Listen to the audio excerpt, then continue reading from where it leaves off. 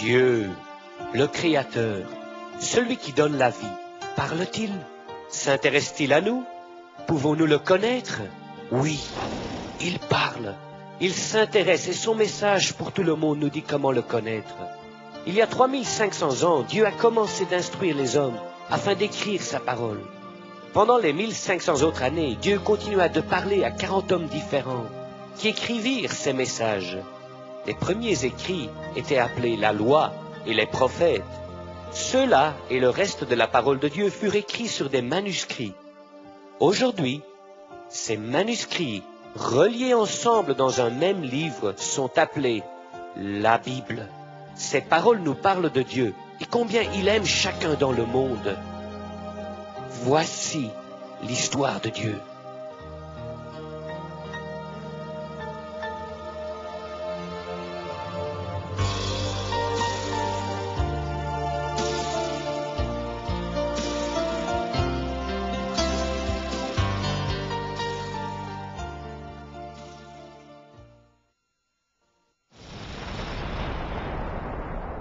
Au commencement, Dieu créa les cieux et la terre.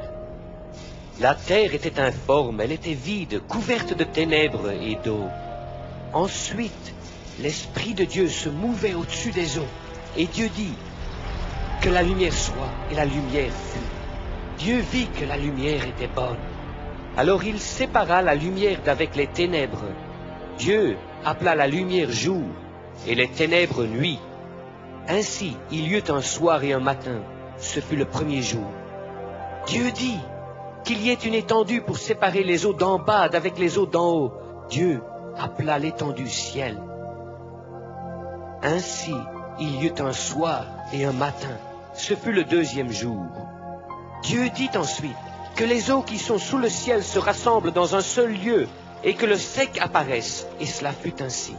Dieu appela le sec terre, et l'amas des eaux, mer. Et Dieu vit que c'était bon. Dieu dit que la terre produise de la verdure, et des arbres fruitiers donnant du fruit selon leur espèce. Et cela fut ainsi. Et Dieu vit que c'était bon. Ainsi, il y eut un soir et un matin. Ce fut le troisième jour. Dieu dit qu'il y ait des luminaires dans le ciel, et qu'ils servent de signes pour les époques, les jours et les années. Dieu fit 2 grands luminaires, le soleil pour régner le jour et la lune pour régner la nuit. Il créa aussi les étoiles, et il les plaça tous dans le ciel pour éclairer la terre. Dieu vit que c'était bon. Ainsi, il y eut un soir et un matin, ce fut le 4e jour. Dieu dit que les eaux abondent d'animaux vivants et que des oiseaux volent au-dessus de la terre. Ainsi Dieu créa les grands poissons et tous les animaux vivants dans l'eau, et tout oiseau ailé, et ils produisirent selon leur espèce. Dieu vit que c'était bon, et il les bénit en disant, « Soyez féconds, multipliez. » Ainsi il y eut un soir et un matin, ce fut le 5e jour. Et Dieu dit, « Que les animaux vivants remplissent la terre. » C'est ainsi qu'il créa les animaux sur la terre, le bétail, et tout ce qui rampe sur la terre selon leur espèce. Et Dieu vit que c'était bon. Puis Dieu dit, « Faisons l'homme à notre image, selon notre ressemblance. » Et Dieu forma l'homme de la poussière de la terre. Et il souffla dans ses narines un souffle de vie. Et l'homme devint un être vivant. Dieu créa l'homme à son image. Il créa l'homme et la femme. Dieu appela le premier homme Adam. Et Adam appela la femme Ève. Puis Dieu dit, « L'homme quittera son père et sa mère, et s'attachera à sa femme, et ils deviendront une seule chair. » L'homme et sa femme étaient tous deux nus, et ils n'en avaient point honte. Et Dieu vit que tout ce qu'il avait fait, et voici, cela était très bon. Ainsi, il y eut un soir et un matin, ce fut le 6e jour. Le ciel et la terre furent achevés. Puis Dieu se reposa le 7e jour. Dieu bénit le 7e jour et le sanctifia. L'Éternel Dieu planta aussi un jardin en Éden, et il fit pousser du sol tous les arbres agréables à la vue et bons à manger. Dans le milieu du jardin, se tenaient deux arbres, l'arbre de la vie et l'arbre de la connaissance du bien et du mal. L'Éternel plaça l'homme dans le jardin d'Éden pour le cultiver et pour le garder. L'Éternel Dieu ordonna, « Tu pourras manger de tous les arbres du jardin, excepté pour l'arbre de la connaissance du bien et du mal. Tu ne mangeras jamais de cet arbre, car le jour où tu en mangeras, tu mourras certainement. » Dieu montra son amour pour Adam et Ève, en leur donnant tout ce qu'ils avaient besoin pour qu'ils jouissent de la vie. Il leur donna aussi l'habileté de faire des choix. Comme ancêtres de toute l'humanité, Dieu leur donna la possibilité d'utiliser cette habileté sagement. Dieu voulait qu'Adam et Ève démontrent leur respect en obéissant à son seul commandement, de ne pas manger du fruit de cet arbre. Mais tout le reste était là pour qu'ils en jouissent et pour vivre en paix dans ce merveilleux jardin. Adam et Ève avaient seulement besoin de faire confiance à Dieu et de respecter son autorité sur eux. Ils auraient dû être reconnaissants pour la vie et heureux dans leur liberté. Mais la liberté de choisir n'apporte pas le bonheur lorsque des mauvais choix sont faits. Bien avant que Dieu crée l'homme, il avait aussi donné le libre choix aux anges qu'il avait créés. Dieu désirait l'honneur de ces anges qui habitent au ciel, comme il désire l'honneur des gens.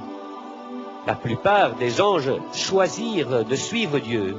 Ces anges, encore aujourd'hui, adorent Dieu et font sa volonté en aidant les gens de plusieurs façons. Mais d'autres anges firent un mauvais choix.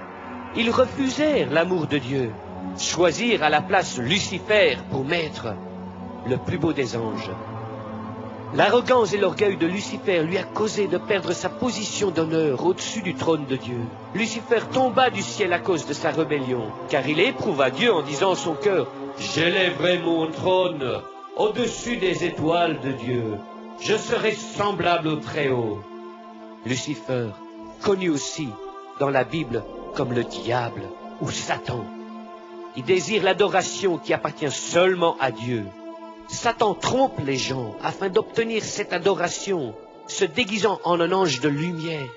Mais ces mensonges et ces fausses religions causent la douleur, la souffrance et la destruction. Alors Dieu condamna Lucifer en disant, « Tu seras jeté en enfer dans les profondeurs de la fosse. » Dans ce merveilleux jardin habité par Adam et Ève, Satan apparut à Ève sous la forme d'un serpent. Le serpent était le plus rusé de tous les animaux que l'Éternel Dieu avait fait. Et le serpent dit à la femme, « Dieu a-t-il réellement dit, vous ne mangerez pas de tous les arbres du jardin? » La femme répondit, « Nous pouvons manger les fruits de tous les arbres du jardin, excepté du fruit de l'arbre qui est au milieu du jardin.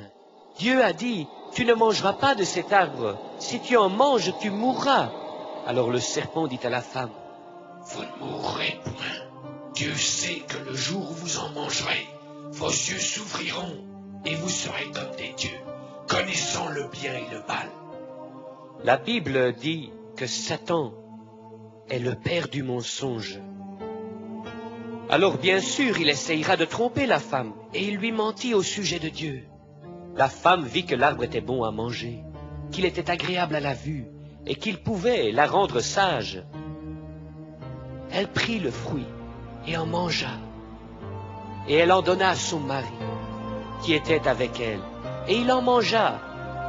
Aussitôt, leurs yeux s'ouvrirent, et leur esprit devint mort.